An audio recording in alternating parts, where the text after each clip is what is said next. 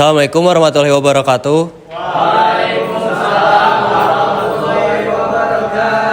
Kami dari kelompok 6 PKN akan mempresentasikan tentang AI dan seni, inspirasi atau plagiarisme.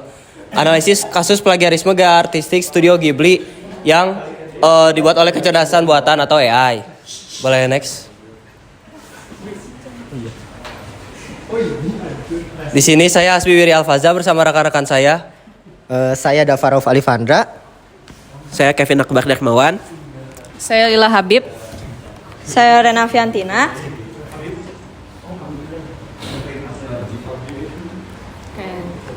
Di sini kami membawakan topik tentang AI dan plagiarisme. Jadi kita sudah tahu ya kalau perkembangan AI itu semakin banyak banget, apalagi sekarang sudah banyak fitur tambahan seperti generator gambar, terus generator Excel dan lain-lain. Nah, yang kita tekankan di sini lebih ke generator gambar ya, seperti Midjourney and Stable Diffusion, yang dimana dia itu mengubah dunia kreatif dengan kemampuan membuat gambar dari perintah teks dengan hanya membuat prompt seperti apa gambar yang kita inginkan, itu langsung bisa keluar gambarnya. Nah, tren populer adanya tren populer seperti meniru gaya visual video Ghibli yang memicu perdebatan antara aspirasi dan juga plagiarisme. Nah, lalu di sini kita masuk ke identifikasi masalah. Karena AI generator itu dilatih dengan jutaan gambar dan juga terlebih lagi gambar dari internet, termasuk gaya Studio Ghibli yang terkenal. Banyak orang yang ngambil izin dan juga tanpa kompensasi. Prompt seperti InStyle Ghibli Studio dan lain-lain atau Hayao Miyazaki Style itu juga digunakan untuk meniru style dan ciri khasnya. Nah, AI itu dapat membuat gambar sangat mirip sekali dengan estetika Ghibli seperti warna, karakter, dan atmosfer. Namun bukan karya hasil studio tersebut, melainkan karya AI. Nah, masalahnya gaya yang dibangun selama puluhan tahun oleh autor atau seniman Ghibli, nah dieksploitasi tuh tanpa pengakuan atau royalti sedikit pun.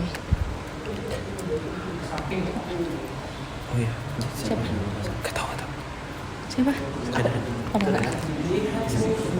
Selanjutnya, kita akan membahas mengenai penyebab masalah yang ditimbulkan oleh generate AI ini. Yang pertama, ada faktor teknologi.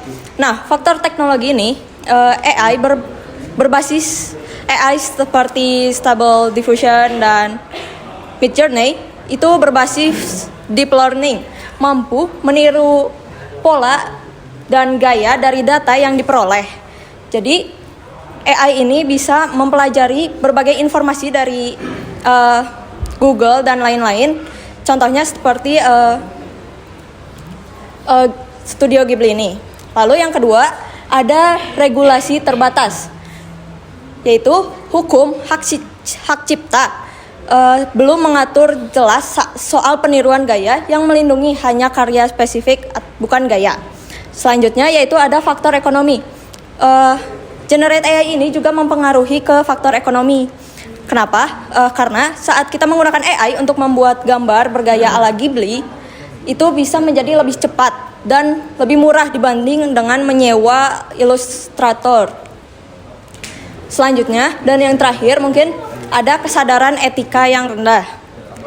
Banyak pengguna AI yang tidak sadar bahwa hasil tiruan yang dia buat atau yang dia generate bisa merugikan seniman dan itu bisa termasuk plagiarisme.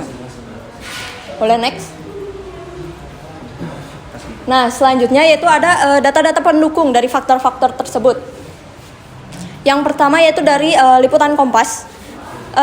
Di situ tertera bahwa seni AI dan polemik plagiarisme atau gaya itu secara garis besarnya mengangkat keresahan seniman Indonesia dan global. Lalu yang kedua yaitu ada dari Jurnal AI Society 2022.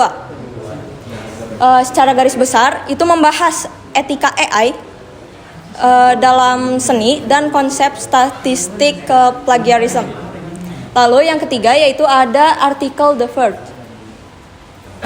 Secara garis besarnya dari artikel tersebut membahas bahwa gugatan class action terhadap Stability AI, Midjourney, and DeviantArt karena melatih model AI pada karya seniman tanpa izin. Lalu yang terakhir ada data empiris, yaitu pencarian di platform seperti Reddit atau Midjourney dan Twitter dengan hashtag alert dan Ghibli style menunjukkan ribuan gambar yang diklaim sebagai karya AI bergaya Ghibli. Selanjutnya akan dijelaskan oleh rekan saya. Nah, jadi dampak kasusnya itu dampak dari penggunaan AI itu ada dua, yaitu dampak positif dan juga dampak negatif. Nah, dampak positifnya adalah aksesibilitas yang pertama. Aksesibilitas tuh kayak setiap orang tuh bisa menggunakan atau menciptakan karya seni tanpa harus bisa menggambar, tanpa harus bisa berpikir gitu apa idenya. Jadi kita tuh bisa dengan mudah membuat karya seni itu dengan menggunakan AI dengan kayak seperti dalam gaya yang kita inginkan. Lalu yang kedua tuh ada eksperimen kreatif. Nah, jadi AI itu bisa membantu seniman ataupun pelaku karya seni untuk membuat ide atau eksplorasi visual maupun juga hiburan untuk si karya seniman tersebut dalam bentuk karya seni. Nah, lalu yang ketiga itu adalah promosi tidak langsung. Dengan adanya AI yang tadi berbentuk seperti Studio Ghibli itu membuat Studio Ghibli itu mendapatkan promosi yang tidak langsung karena banyak audiens yang rata-rata sebelumnya tidak mengenal Studio Ghibli menjadi mengetahui Studio Ghibli tersebut berkat banyak maraknya penggunaan AI Studio Ghibli ini. Lalu ada juga dampak negatifnya. Nah, dampak negatifnya ini ada dua, yaitu bagi seniman atau studio. Lalu yang kedua juga adalah bagi masyarakat dan juga industri kreatif. Nah, bagi senimannya itu yang pertama ada devaluasi karya. Jadi si nilai ekonomi atau artistik dari si karya seni yang dibuat oleh seniman itu berkurang karena adanya AI ini. Disebabkan karena mudahnya pembuatan karya seni oleh AI. Lalu yang kedua adalah pelanggaran hak cipta, yaitu seperti yang kita tahu Studio Ghibli ini itu merupakan sebuah perusahaan besar. Jadi AI seringkali meniru gaya khas studio atau seniman yang lainnya tanpa izin. Nah, ini tuh melanggar hak kekayaan intelektual atau haki. Lalu yang ketiga itu adalah kerugian finansial. Nah, kerugian finansial ini seperti produk resmi dari pasar atau merchandise resmi bisa tergeser oleh adanya AI. Lalu yang dampak negatif bagi masyarakat dan industri kreatif yang pertama adalah mematikan inovasi. Yang pertama, mematikan inovasi kenapa? Karena jika semakin banyaknya tindakan tiru meniru, maka inovasi akan berkurang. Oleh karena itu, ini dapat mematikan inovasi. Lalu yang kedua, erosi originalitas. Nah, ini tuh jadi batas antara karya manusia dan hasil AI-nya tuh makin kabur gitu, makin sini tuh makin tidak terlihat bedanya.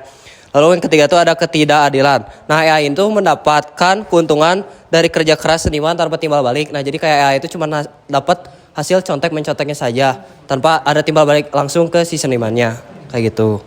Boleh next slide.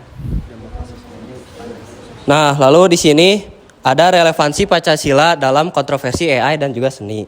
Nah, Pancasila tuh berperan sebagai kompas etika untuk menyeimbangkan kemajuan teknologi dan juga nilai-nilai moral dan kemanusiaan. Seperti yang kita tahu di sila pertama, ketuhanan yang Maha Esa menekankan pentingnya kejujuran dan juga orisinalitas. Karya seni harus dihargai sebagai hasil ciptaan yang memiliki nilai spiritual dan juga tidak boleh dijiplak secara tidak etis. Lalu yang kedua tuh ada kemanusiaan sila kedua tuh kemanusiaan yang adil dan beradab. Nah, sila ini tuh mendorong perlindungan terhadap hak cipta dan juga kekayaan intelektual seniman seperti eksploitasi karya manusia tanpa izin atau kompensasi dianggap itu tuh tidak beradab. Lalu sila ketiga tuh ada Persatuan Indonesia. Nah, jadi sila ini tuh mengajak seluruh pelaku seni dan teknologi untuk bersatu menjaga ekosistem kreatif yang sehat serta mencegah konflik antara seniman dan juga AI. Lalu lalu sila keempat yaitu kerakyatan yang dipimpin oleh hikmat kebijaksanaan dalam kemusyawaratan perwakilan. Dan ini tuh mendorong adanya dialog dan musyawarah antara seniman, pengembang AI, pemerintah dan juga masyarakat agar ditemukan solusi yang adil dan juga bijak. Lalu yang kelima ada keadilan sosial bagi seluruh rakyat Indonesia. Ini tuh adalah menjamin keadilan bagi semua pihak, terutama agar seniman memperoleh hak ekonomi dan moral atas karyanya serta sistem royalti yang diterapkan secara adil oleh masing-masing pihak. Seperti itu. Boleh selanjutnya? Kemudian sekarang kita berlanjut ke bagian ketentuan hukum. Lanjut. Jadi berdasarkan tinjauan hukum dari kami, pertama di sini kita menemukan 3 hukum yang masih berkaitan dengan plagiarisme ini terkait dengan plagiarisme oleh AI. Pertama oleh Undang-Undang Hak Cipta Nomor 28 Tahun 2014, di mana undang-undang ini melindungi karya cipta dalam bentuk nyata, film, buku maupun lukisan Ghibli termasuk. Kemudian tidak secara eksplisit melindungi gaya atau ide pada pasal 12. Kemudian celah hukum, yakni output AI yang terinspirasi gaya Ghibli tetapi tidak menyalin satu karya pun secara persis. Jadi hal ini sulit dituntut di bawah undang-undang ini. Kemudian pada tinjauan hukum kedua yakni terkait dengan hukum internasional atau Berne Convention maupun WIPO.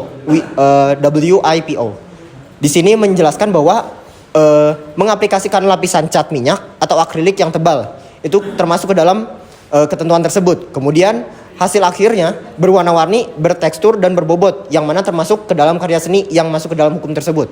Kemudian yang ketiga yakni ideal untuk lukisan abstrak dan emosional, di mana ketiga konsep ini masih berhubungan dengan plagiarisme terhadap karya artistik.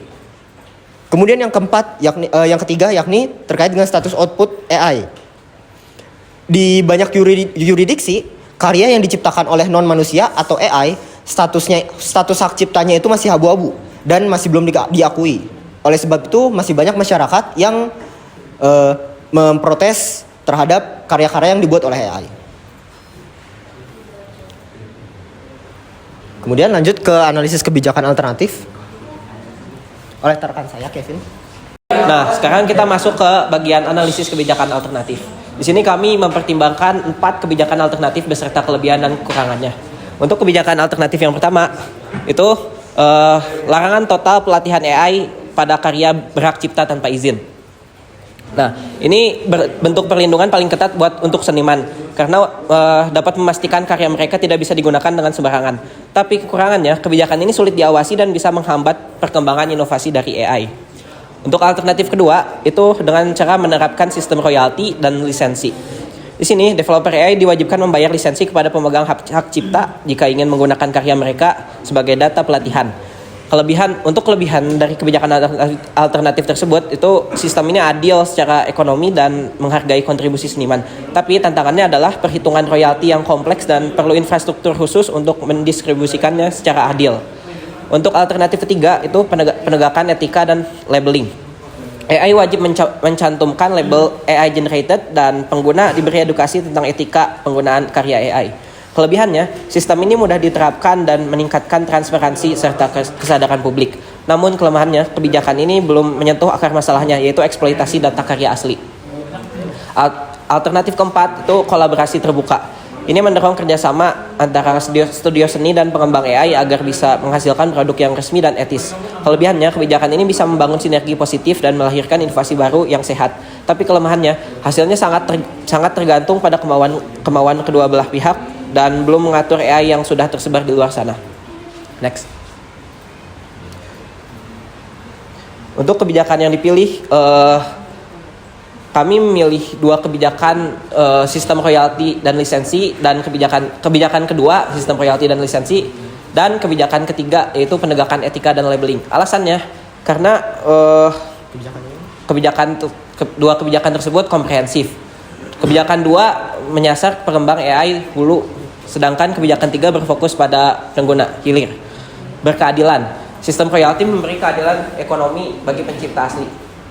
Efektif dan realistis. Labeling dan edukasi bisa diterapkan segera sambil menunggu sistem lisensi matang. Selaras dengan Pancasila. Menjunjung keadilan sosial dengan menghargai karya intelektual. Selanjutnya akan dilanjutkan oleh Dava. Ya. Kemudian di sini saya akan menjelaskan terkait dengan rencana kerja yang akan kami bentuk, yakni terkait dengan kampanye Create with Conscience atau berkreasi dengan nurani. Di sini rencana kerja yang kami rancang, bentuk produk yang penulis rencanakan berupa poster edukasi digital yang disebarluaskan melalui media sosial seperti Instagram atau Twitter.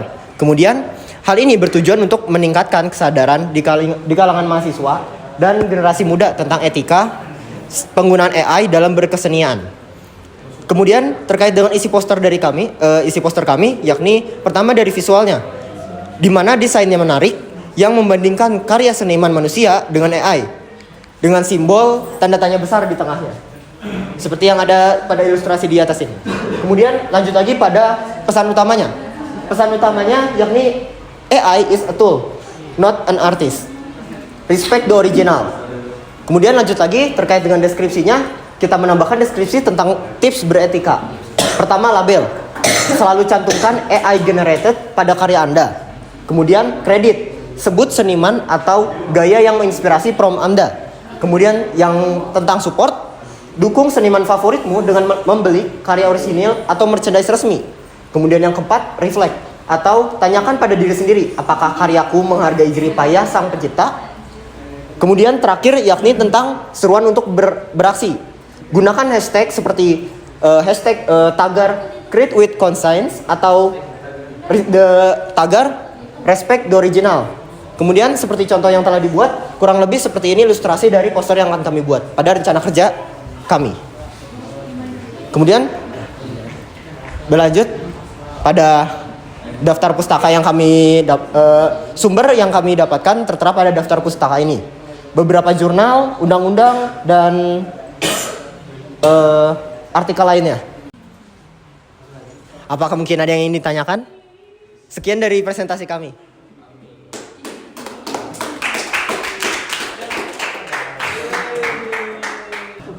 Sebelumnya, perkenalkan saya Muhammad Rifki Apriliansyah dari kelompok 5. Saya izin bertanya, kan ini tuh mengenai tentang berkaitan dengan originalitas hasil karya yang berkaitan dengan AI. Nah, di sini saya izin bertanya ya, apakah seberapa persen kayak program kerja kalian ini atau misalkan rencana kalian ini akan berjalan gitu. Karena seperti kita tahu ya, AI itu banyak sekali kan yang harus kalian perhatikan, filter satu-satu. Apakah kalian bisa memastikan bahwa setiap AI yang digunakan oleh kita, mahasiswa ataupun masyarakat itu bisa bekerja sama gitu dengan para pembuat karya-karya tersebut. Seperti yang kita tahu kan, pembuat karya itu nggak cuma satu tapi banyak. Dan apakah si orang ini ketika membuat suatu karya, misalkan nih, padahal muka sendiri, tapi ya animasinya, bentukan animasinya itu, animasinya kayak Ghibli kayak gitu. Itu kan bukan buatan Ghibli kan, melainkan buatan AI, namun disamakan dengan Ghibli. Apakah itu bisa disebut pelanggaran hak cipta atau tidak? Terima kasih. Oke, perkenalkan nama saya Salman Al-Farsi Firdaus dari kelompok 5. Mungkin saya ingin bertanya tentang tanggapan kalian mengenai AI. Yang dimana zaman sekarang mungkin AI sudah berkembang hingga dimana sulit dibedakan yang seperti kalian bilang tadi. Nah, di sini saya ingin bertanya pendapat kalian tentang apakah kalian setuju dengan seni AI yang diperjualbelikan atau mungkin sekarang ada yang namanya artis AI begitu, yang dimana karya seninya itu semuanya menggunakan AI. Apakah kalian setuju dengan itu? Terima kasih. Kayak saya Alvin Dwi Saputra dari kelompok 5. Jadi kan di sini di dampak kasus kalian tuh bilang AI itu bisa membantu mempromosikan gaya studio Ghibli ke audiens yang lebih luas. Tapi bukankah tanpa AI pun Ghibli sudah dikenal secara global dan punya pengaruh besar di dunia animasi? Jadi bukannya justru AI yang menumpang ketenaran Ghibli, bukannya membantu mempromosikannya? Terima kasih. Izin bertanya, sebelumnya saya Raditya Maesa Syabil dari kelompok 4. Di sini saya ingin bertanya, kita kan tahu saat ini banyak fenomena di mana para seniman, terutama di sini kita mentionnya seniman Ghibli atau artis itu banyak yang milih untuk memboikot penggunaan AI karena dianggap mengancam originalitas karya manusia. Namun saya berpikir apakah mungkin justru AI dapat menjadi partner bagi para artis bukan sebagai ancaman, melainkan sebagai alat kolaborasi kreatif. Ya, makasih. Saya Muhammad Fajar Ikro Darussalam dari kelompok 2. Nah, ini kan lagi ngebahas tentang penerapan gambar pada AI ya.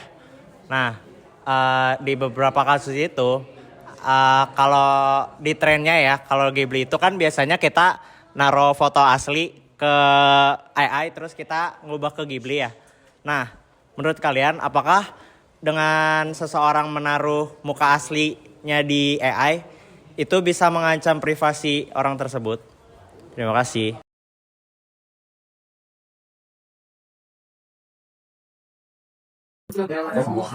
Terima kasih atas pertanyaannya teman-teman. Akan kami diskusikan terlebih dahulu jawabannya.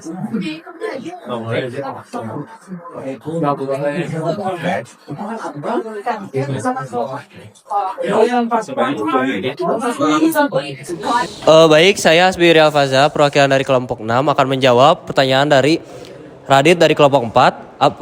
Apakah AI bisa dijadikan rekan dalam membuat karya artistik? Dan menurut kami ya, AI dapat dijadikan rekan dalam membuat karya artistik karena AI itu dapat membantu kita untuk membuat atau mencari ide seperti referensi dan juga pemilihan warna. Namun AI tidak dapat memberikan emosi terhadap si karya seni tersebut. Jadi balik lagi kepada manusia. Jadi saya ini lagi apakah bisa? Ya, bisa. Selanjutnya saya izin menjawab pertanyaan kelompok 5 yang dari Salman kalau nggak salah. Pertanyaannya adalah apakah setuju dengan seni yang diperjualbelikan? Menurut pendapat saya pribadi ya tidak apa-apa karena seni AI sendiri itu kan berasal dari prompt ya, dan prompt itu berasal dari ide manusia sendiri. Jadi ya bisa tergolong jual jasa prompt dan juga diperjualbelikan ya bisa. Jual beli sendiri juga ada syaratnya kan, yang penting ada penjual, ada pembeli dan ada barangnya dan juga ada alat tukarnya seperti itu. Aku juga mau nambahin yang buat yang jual beli. Nah, perjualbelikan itu tuh dibolehkan asalkan ada syarat, salah satunya yaitu transparansi. Terus juga originalitas. Kita tetap menekankan originalitas. Jadi tidak di atas nama studio yang lain ataupun yang karya lainnya. Lalu kita juga bisa menjualnya dengan syarat tidak merugikan seniman lainnya. Mungkin itu aja ya tambahannya. Lalu akan dijawab pertanyaan ke Kelompok 2 Kelompok dari 2. Fajar oleh saya Kevin. Pertanyaannya adalah apakah dengan menaruh foto muka di AI terancam privasi identitasnya? Menurut saya sebenarnya ini pertanyaan tidak terlalu relevan dengan materi yang sedang kita bahas, yaitu tentang AI dan plagiarisme. Tapi saya akan tetap menjawabnya. Jawabannya menurut saya dan kelompok kami adalah ya, dengan menaruh foto muka di AI akan terancam privasi identitasnya. Karena AI sendiri sudah memiliki term and condition-nya, yaitu ketika user akan menggunakan AI, salah satu term and condition-nya itu adalah data user itu akan akan digunakan oleh perusahaan AI tersebut untuk retraining AI-nya. Kemudian lanjut lagi ke saya Dafar Valvandra akan menjawab pertanyaan terkait dengan pertanyaan yang dilontarkan oleh rekan Alvin terkait dengan kontradiksi terhadap dampak positif yang kami sampaikan, yakni dengan promosi tidak langsung atau membantu mengenalkan gaya Studio Ghibli ke audiens yang lebih luas. Tadi kontradiksi yang disampaikan oleh Alvin, yakni terkait dengan menurut beliau sebenarnya AI ini justru malah mempersempit karya yang dibuat oleh sang seniman, bukan menyebarluaskan. Namun dari sudut pandang kami, sebenarnya ini justru malah memperluas. Kenapa? Kami kontradiksi kembali karena dari AI ini sendiri banyak pemakainya. Dari banyak pemakainya gaya artistiknya jadi tersebar luas. Itu yang ingin kami sampaikan terkait dengan dampak positif dari kasus ini gitu. Sekian. Kemudian lanjut lagi ke pertanyaan nomor 1 oleh rekan Nakata, di mana beliau bertanya terkait dengan bagaimana batas kreativitas dan peniruan dapat ditentukan dalam pembuatan karya seni yang dihasilkan oleh AI. Sebenarnya dalam hal ini batas kreativitas dan peniruan ini tidak dibatasi karena pemerannya itu oleh manusia itu sendiri. Mau dia membuat karya dari AI itu dalam bentuk apapun, seluas apapun, dengan prompt seperti apapun, itu diperbolehkan. Hanya saja dalam hal ini legalitas atau tindakan hukum yang berlaku terhadap AI ini akan tetap terbatas pada konsumsi pribadi atau bukan secara luas, tidak bisa dimiliki hak ciptanya gitu. Karena ini berdasarkan buatan AI. Jadi saya akan menjawab pertanyaan apakah bagaimana memastikan setiap AI dapat memiliki royalitas yang sama dengan seniman.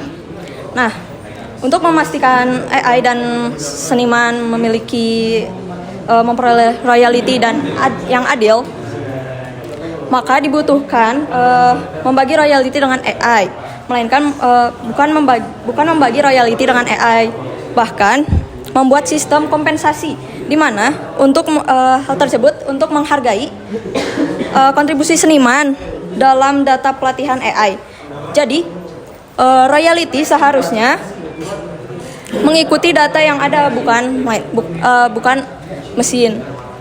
Sementara itu AI hanyalah alat untuk membantu aktivitas manusia atau generate yang lainnya, dan manusia di balik datanya tetap harus menjadi pusat nilai ekonomi dan etika yang ditetapkan.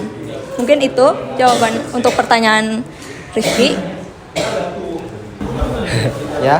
Ya, sekian presentasi dari kelompok kami. Kurang lebihnya mohon maaf. Wassalamualaikum warahmatullahi wabarakatuh.